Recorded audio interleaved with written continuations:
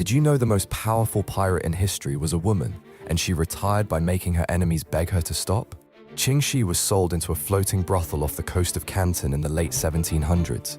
That was where her story was supposed to end.